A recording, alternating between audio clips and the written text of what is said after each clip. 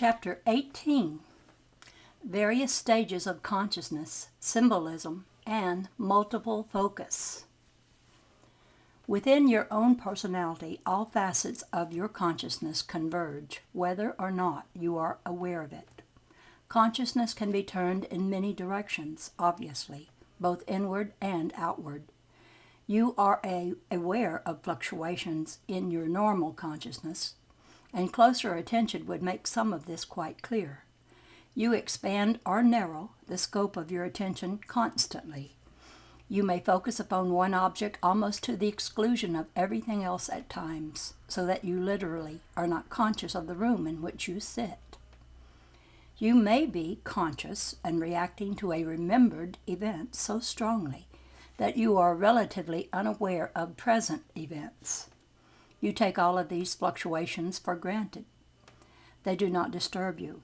If you are lost in a book and unaware momentarily of your immediate environment, you are not afraid that it will be gone when you want to turn your attention back to it. Nor in a daydream do you usually worry about returning safely to the present moment. To some extent, all of these are small examples of the mobility of your consciousness and the ease with which it can be used.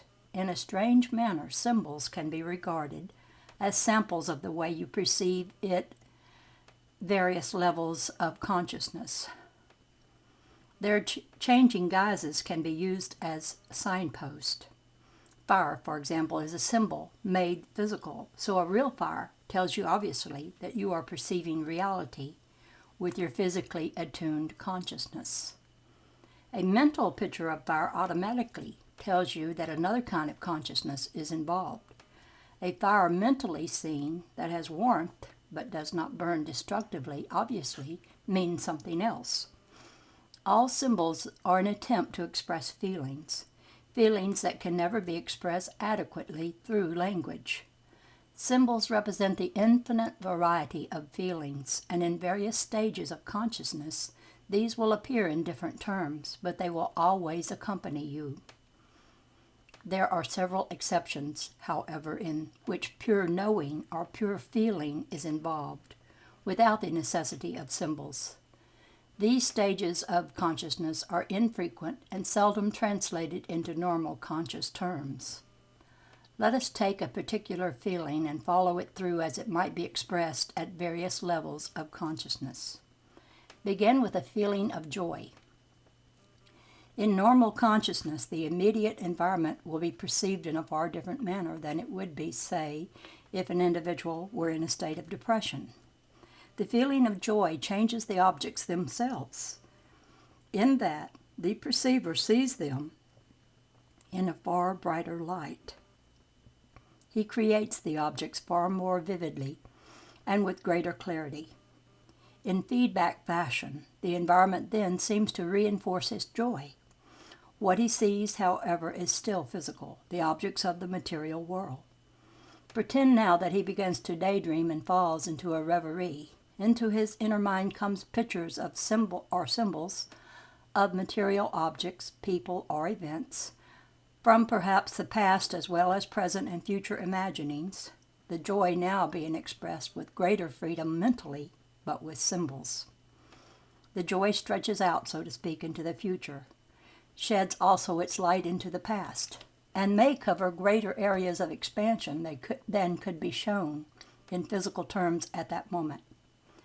Now imagine that our individual, from his reverie, falls either into a trance state or into a deep sleep.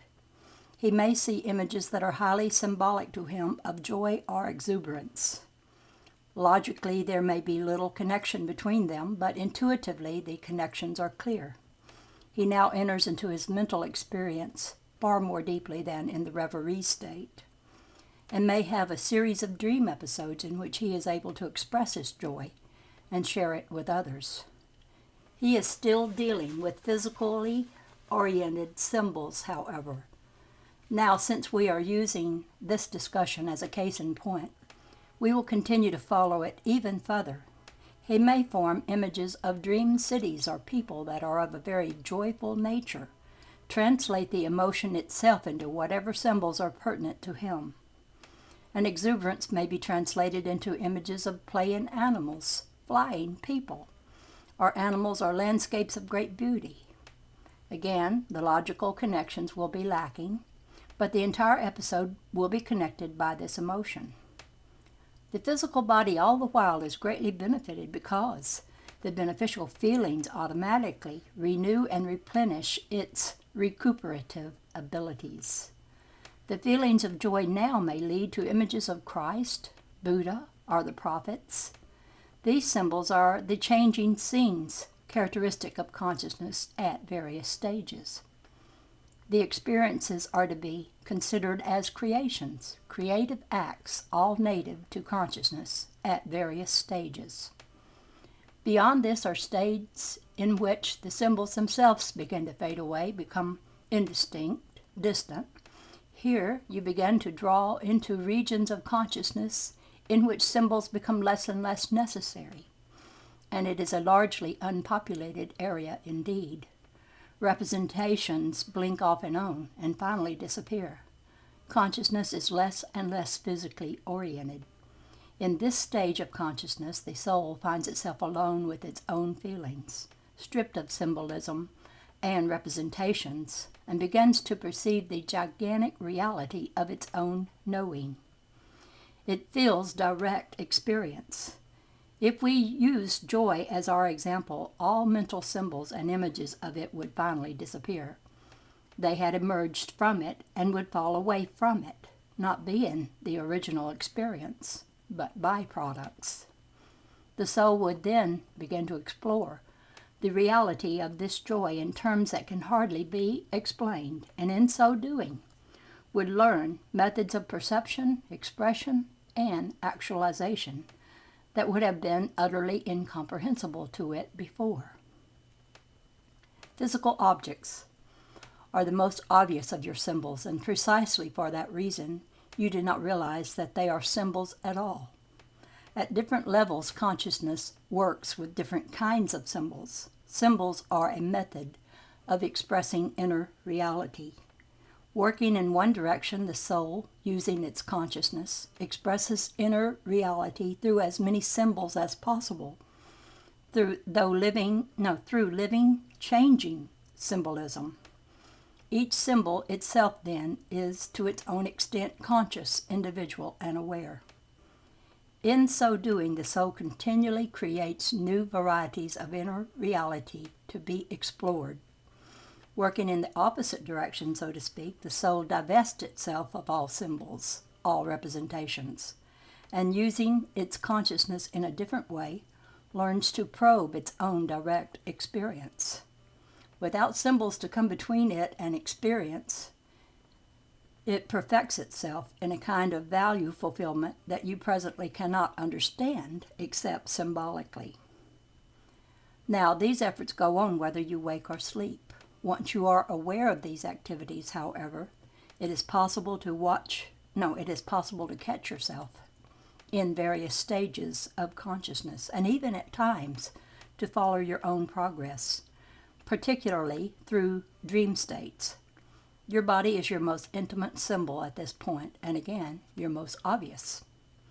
You will use the ideal of a body in most stages of consciousness.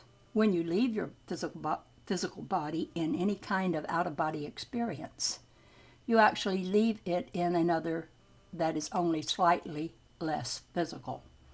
This in turn is later discarded for one still less physical, but the idea of the form is so important a symbol that you carry it through all of your religious literature and stories of hereafter. At one point it will vanish with the other symbols. Now there was a time, speaking in your terms, before the making of symbols, a time so divorced from your idea of reality that only in the most protected areas of sleep does any memory of it ever return. It seems to you that without symbols there would be non-being, but this is a natural enough deduction since you are so symbol-oriented. Those stages of consciousness that occur after death still all deal with symbols, though there is much greater freedom in their use and greater understanding of their meaning. But in higher stages of consciousness, the symbols are no longer necessary, and creativity takes place completely without their use. Obviously, you cannot become aware of that stage of consciousness now, but you can keep track of the way symbols appear to you in both waking life and the dream state, and learn to connect them with the feelings they represent. You will learn that certain symbols will appear personally to you at various stages of consciousness, and these can serve as points of recognition in your own exploration. When Rupert is about to leave his body from the dream state, for example, he will often find himself in a strange house or apartment that offers opportunities for exploration. The houses or apartments will always be different, and yet the symbol is always a signpost that he has reached a particular point of consciousness and is ready to enter another state of consciousness. Each of you will have certain symbols that serve the same kind of purpose, highly individual to you. Unless you make an effort at self-exploration, however, these symbolic guideposts will make no conscious sense. Some such symbols stay with you for life. Some in periods of great change may also alter their character, bringing forth a certain feeling of disorientation as these unconsciously familiar symbols undergo transformation. The same sort of thing applies to your physical living. A dog may be a symbol to you of natural joy, for example, or of freedom. After seeing an accident in which a dog is killed, then dogs may mean something entirely different to you. This, of course, is obvious, but the same sort of symbol changing may occur within dreams. The dog's accident may be a dream experience, for that matter, that then changes your conscious symbolic feeling toward dogs in the waking state. One person may symbolize fear as a demon, as an unfriendly animal, or even as some perfectly simple, ordinarily harmless object. But if you know what your own symbols mean, then you can use the knowledge not only to interpret your dreams, but also as signposts to the state of consciousness in which they usually occur. These symbols will change, therefore, in various stages of consciousness. Again, the logical sequence is not present, but the intuitive creation will change the symbols much in the way that an artist might change his colors. All symbols stand for inner realities, therefore, and when you juggle symbols, you are juggling inner realities. Any exterior move that you make is made within the interior environment, within all the interior environments with which you are involved. Symbols are highly charged psychic particles, and that includes physical objects that have strong characteristics of attraction and expansion, that stand for inner realizations and realities that have not been perceived through direct knowing. By direct knowing here, I mean instant cognition and comprehension without symbolization. Even the symbols, then, at various stages of consciousness will appear differently, some seeking to have stability and permanence as your physical objects, following the principles or root assumptions of corporal reality, and some changing much more quickly as in the dream state, these being more immediate and sensitive indicators of feelings. Various states of consciousness seem to have their own environments in which these symbols appear, again, as objects appear in a physical environment.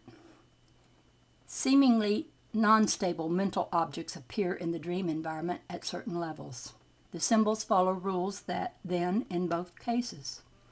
As mentioned earlier, again, the dream universe is as objective as the corporeal one. The objects and symbols within it are as faithful representations of dream life as physical objects are of waking life. The nature of the symbol, therefore, can serve as an indication not only as to your environment, but your state of consciousness within it. In normal dreaming, within the context of an ordinary dream drama, the objects seem permanent enough to you. You take them for granted. You are still physically oriented. You project upon dream images the symbolism of your waking hours. In other states of dream consciousness, however, houses may suddenly disappear. A modern building may suddenly replace a shack. A child may turn into a tulip. Now the symbols are obviously behaving in a different manner. In this environment, permanency is not a root assumption. Logical sequence does not apply. Symbols that behave in this way can be clues to you that you are now at another state of consciousness and within an entirely different interior environment. Expressions of feelings and of experiences are not limited to the rigid framework of objects stuck into consecutive moments. Feelings are automatically transformed and expressed in a new, mobile, immediate manner. In a way, the tune of consciousness is quicker. Actualization does not need to wait for hours or days. Experience is free from a time context. In this realm of consciousness, an entire book may be written, or one life's plan thoroughly scrutinized.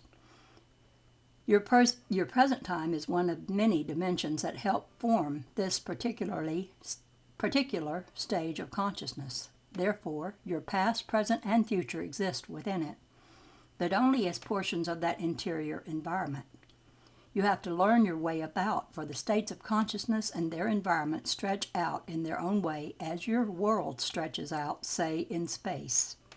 It is not difficult, however, to be aware of yourself in this stage through giving yourself proper suggestions before sleep.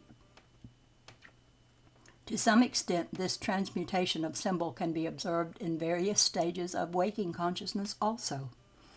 When you are at rest, awake but with eyes closed, images and pictures will often appear to your inner eye. Some will be physical, like materializations, images of trees or houses or people. Others will be simply shapes that change swiftly and seem to flow one into the other. As a rule, even the images that are recognizable will quickly be replaced by others in a kaleidoscope of constantly changing forms. There may seem to you to be no logic to these inner pictures, and certainly no connection between them and what you were thinking a moment before or even an hour before. To some extent, they seem disconnected from you and not of your doing. Often, however, they represent the characteristics shown by consciousness when it is somewhat turned away from physical stimuli. The form of symbols is changed as the states of consciousness change. The image that you see in this circumstance represents the thoughts and feelings experienced just before you closed your eyes, or those that were paramount in your mind somewhat previously.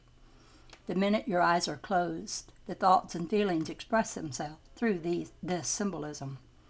Because the images may seem to have no direct connection logically to these thoughts and feelings, you do not recognize them either as your own, nor are you able to tie them up with what they represent. I am putting this rather simple here. Imaginatively, you have greater freedom to express feelings than you do practically. An earlier particular fear felt during the day involving, say, a loss of a job may then be translated where you close your eyes into a series of seemingly unrelated symbols, all, however, connected to that one fear. You may see in a quick series of pictures a deep hole in the ground. It may be replaced by a street urchin, obviously poor and from another century. A casket may appear, or a black wallet fly through the air. You may see a severe, dark, wintry scene. The picture of a character from an old book long forgotten may appear and disappear. In between may be a grouping of opposing symbols representing your hope, a spring flower, a table loaded with food, a new suit of clothes, or any sign of abundance that would have meaning to you. Nowhere would the thought of the potential loss of a job enter in. It would seem to you that you had forgotten it. Through the use of symbols, however, your feelings would be given full play, each image rising and falling in flow with feelings so far underneath consciousness, pools of emotion, that you were not aware of them. They would automatically bring about these images, however. Now, with reflection, you could connect these with their origin, but usually they would just pass you by. If you let yourself lie still longer with eyes closed, the symbolism would continue to change character, losing perhaps some of its visual characteristics and growing more intense in other directions. You might think you smell a particular odor, for example, that is distasteful to you, following through with the situation as given. You might instead translate the fear into a frightening physical sensation and suddenly feel that you are falling or that something unpleasant touched you. Any of these changing characteristics of symbols should alert you to the altered state of your consciousness. If you let yourself drift off into sleep here, you would most probably manufacture 2 or 3 dreams that symbolized the fear, dreams in which you consider and try out possible solutions within the dream context. The job situation might never appear as such within any of the dreams, of course. Still, to the unconscious, the problem has been set and given. In the following deep protected areas of sleep, the higher centers of the inner self are allowed to function and come to the aid of the three-dimensionally oriented portion of the personality. This more liberated self sees the situation much more clearly, suggests a given line of action, but does not order it, and informs the dreaming self. The dreaming self then manufactures a group of dreams in which the solution is stated within a symbolic dream situation. The final and more specific interpretation is done in areas of dreaming closer to the waking self, when the symbols grow more and more specific. There is a much more narrow aspect to symbolism, therefore. The closer you get to waking consciousness, the more limited and narrow the symbol. The handier it is in a given physical circumstance, the less valuable it is as a waking, lifetime characteristic symbol. To some extent, the more precise a symbol is, the less meaning it can contain. In the most important dream work, done in the deep protected sleep periods, the symbols are powerful enough and yet condensed enough so that they can be broken down, used in a series of seemingly unrelated dreams as connectives, retain their original strength, and still appear in different guises, becoming in each succeeding dream layer more and more specific. Now, even as you go about your day, your consciousness fluctuates, and you can catch yourself symbolizing in these different ways if you get in the habit of observing but not interpreting the state of your mind. Each physical event that has happened to you is filed away within your psyche as a definite group of symbols. These do not represent the experience. They contain the experience. These represent your personal symbol bank as far as your present life is concerned. There is a great unity between your daytime symbols and your dreaming ones.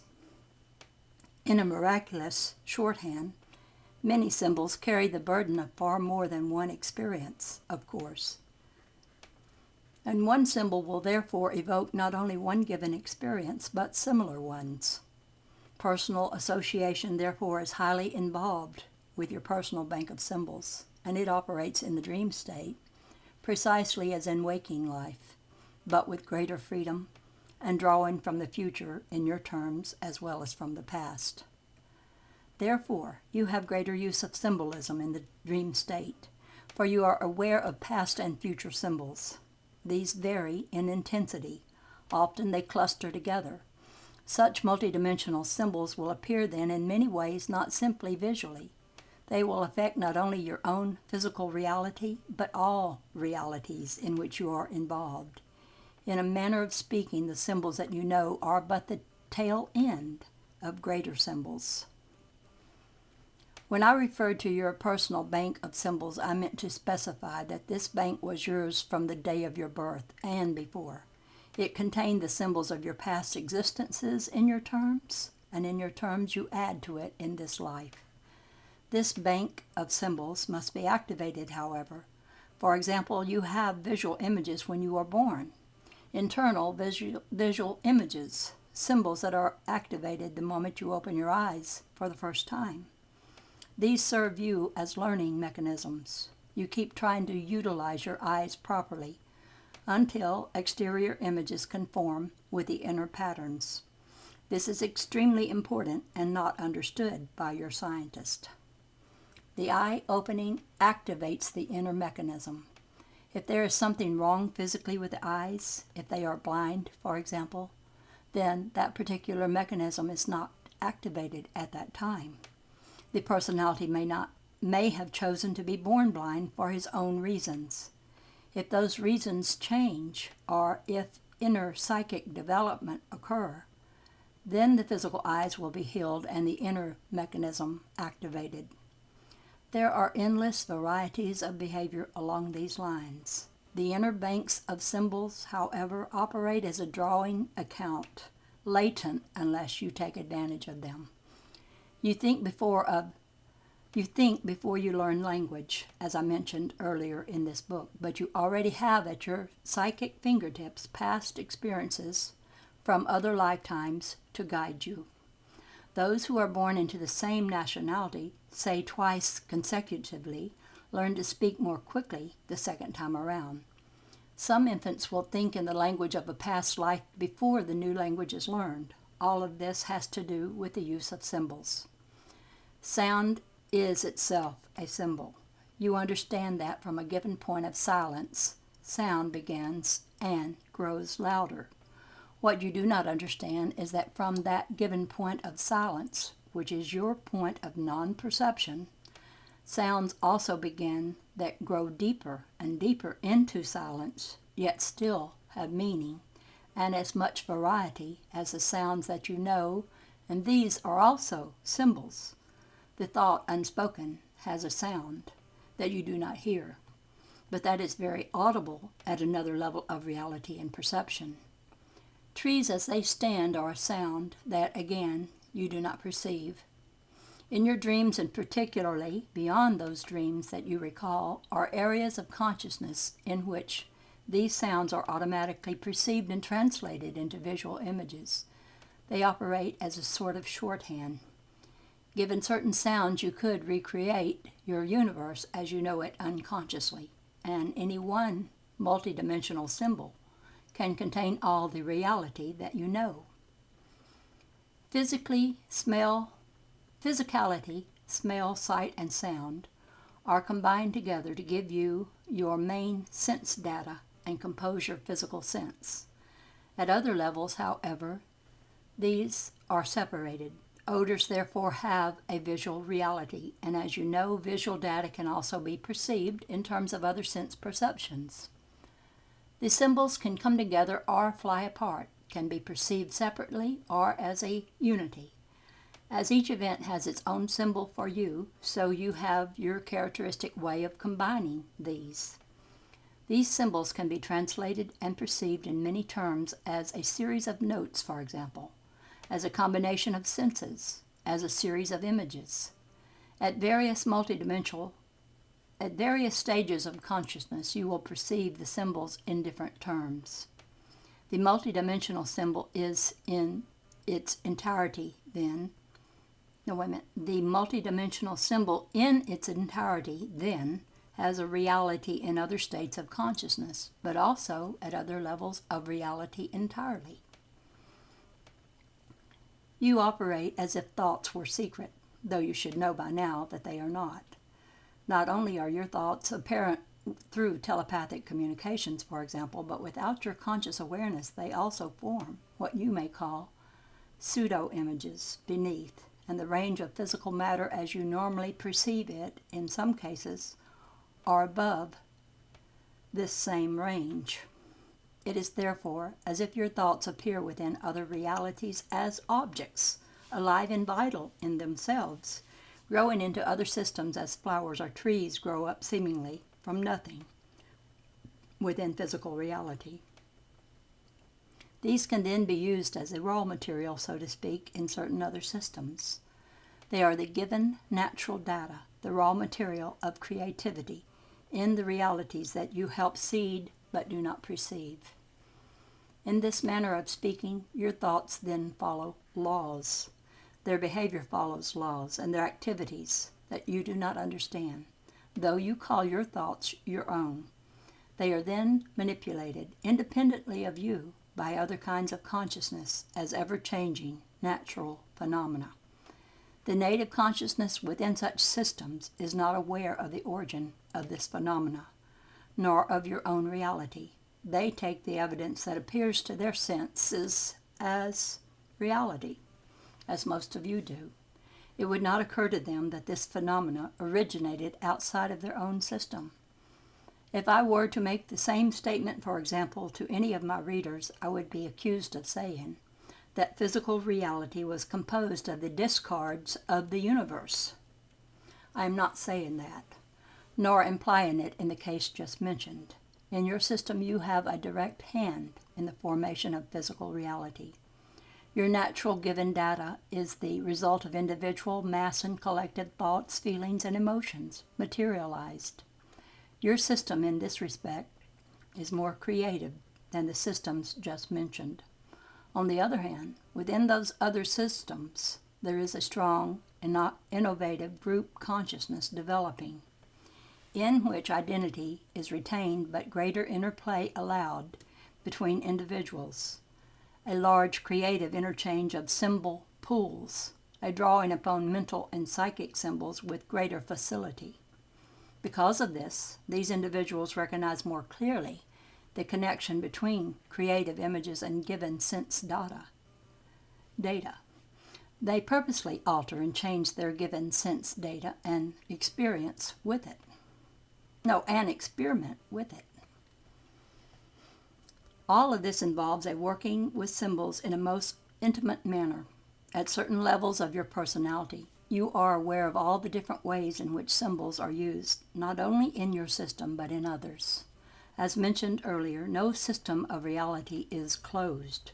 Your thoughts and images and feelings, therefore, alter the given sense data in some other systems. The innovative patterns developed in those systems, however, can be to some extent perceived within your own. There are constant bleed-throughs. In your various stages of consciousness, you pass through areas that can be correlated with many of these systems. Some stages through which you pass are native stages to other kinds of consciousness, and while passing through these, you will find yourself using symbols in the way that is characteristic of that level.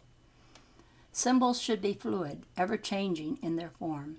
Some can be used as casements to house original experiences as methods of deception, therefore, rather than illumination. When this happens, fear is always involved. Fear, taken into the various stages of consciousness, acts as a distorting lens, hiding the natural dimensions of all symbols, acting as a barrier and as an impediment to free flow. Symbols of an explosive nature serve as releasing agents, setting loose that which has been encased. Without physical storms, you would all go insane. Without physical storms, you would all go insane. The aggressive nature of symbols is little understood, nor the relationship between aggression and creativity. These are far from opposing characteristics, and without an aggressive thrust, symbols would lack their high mobility. They would exist in a permanent kind of environment. It is both the creative and the aggressive aspects of consciousness that allow it to use symbols to move through various levels of experience, and the aggressive nature of thought that so propels it, despite your knowledge, into realities that you do not understand. Aggressiveness and passivity are both behind symbols of birth, for both are needed. They are both beneath symbols of death, though this is not understood. Inertia results when aggressiveness and creativity are not in the proper proportions. When consciousness leans too severely in one direction or another, when the flow of symbols is either too quick or too slow for the particular psychological environment in which you dwell, pauses then occur. To put it simply as possible, there is an almost inconceivable moment in which a no reality occurs, in which a symbol is caught between motion and no motion, a time of uncertainty. This is, of course, translated in many ways and reflected. In such periods, certain symbols can be lost to all intents and purposes, dropping out of an individual's experience, leaving gaps of inertia. These gaps exist quite literally in many systems. You encounter them on many levels. You may find yourself experiencing a state of consciousness, for example, in which nothing seems to happen, and no psychological landscape or recognizable symbols occur. These exist not only psychologically or psychically, but as blank areas in terms of space. The spaces may be filled finally with new symbols. If you are perceptive enough, you can sometimes catch yourself encountering such states of reality in which nothing appears and no signs of any consciousness outside of your own is apparent.